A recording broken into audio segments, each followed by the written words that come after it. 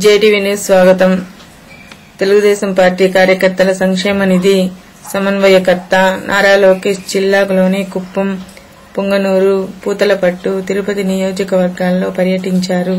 మృతి చెందిన 4 కార్యకర్తల కుటుంబాలను పరామర్శించి 2 లక్షల చొప్పున చెక్కులు అందజేశారు.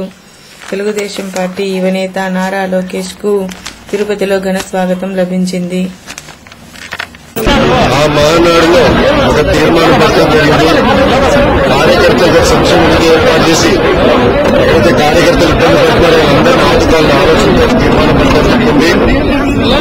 ఆ తీర్మానానికి అధ్యక్షుడు గారు అనుకూలంగా స్పందించి ఒక నిధి కాదు విభాగం ఏర్పాటు చేయమని చెప్పడం జరిగింది. భారతదేశంలో ఎక్కడ లేని విధంగా 54 లక్షల మంది క్రియాశీలక సభ్యులుగా తెలుగుదేశం పార్టీలో చేరడం జరిగింది. దాంతో భాగంగా ఇన్సూరెన్స్ స్కీమ్ కూడా మొదలుపెట్టడం జరిగింది. ఈ ఆలోచన ఎక్కడ మొదలైందంటే గత 10 నెలల్లో దాదాపు 50,000 మంది కార్యకర్తలు కష్టం జరిగింది. అనేక మంది ఇట్లా యాక్సిడెంట్ లో చనిపోవడం జరిగింది. వాళ్ళ కుటుంబానికి సహాయం లేకుండా ఉండిపోయింది. దాని మేరకు ఒక ఇన్సూరెన్స్ స్కీమే తీసుకొస్తే పకడ్బందీగా చేసే అవకాశం వస్తుందన్న ఆలోచనతో ఈరోజు పెట్టాము. ఈ రోజు ఇది 4వ చెక్ ఇస్తడం జరిగింది. ఇట్లా ముందు కూడా ఇప్పటికీ 400 మంది కార్యకర్తలు ప్రమాదంలో చనిపోవడం జరిగింది. వాళ్ళందరూ కూడా 100% అందించే బాధ్యత కూడా తెలుగుదేశం పార్టీ తీసుకుంటాం. సో ఏంటంటే ఒక స్టాప్ గ్యాప్ గా చేస్తాం జరిగింది. వాళ్ళకు కూడా వాళ్ళ ఇంట్లో కూడా ఉద్యోగోపాధి కల్పించాల్సిన అవసరం ఉంది. అది కూడా మేము పరిశీలించి ముందుకు తీసుకుంటాం.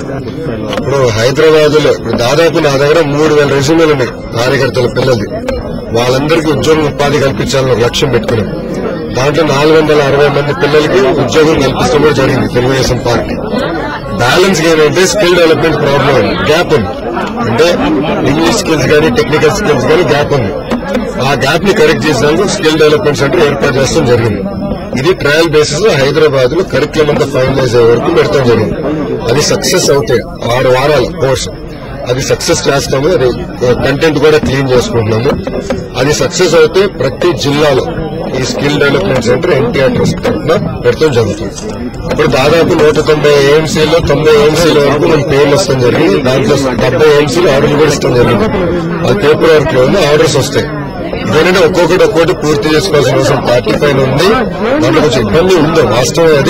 అది సరిదిద్దుకుని మేము కూడా ముందుకు వెళ్తాం. సో ముందు కూడా మహానాడు లోపల ఈ నామినేట్ పోస్ట్ ని క్లోజ్ చేయాలని ఒక ఆలోచన పెట్టుకున్నాము. అదే విధంగా పనిచేస్తుంది. ఎందుకు చెప్తున్నానంటే తెలుగుదేశం పార్టీ పద్ధతి ప్రకారం చేస్తుంది. ఏదో హామీలు ఇచ్చేసి పారిపోతాం కాదు.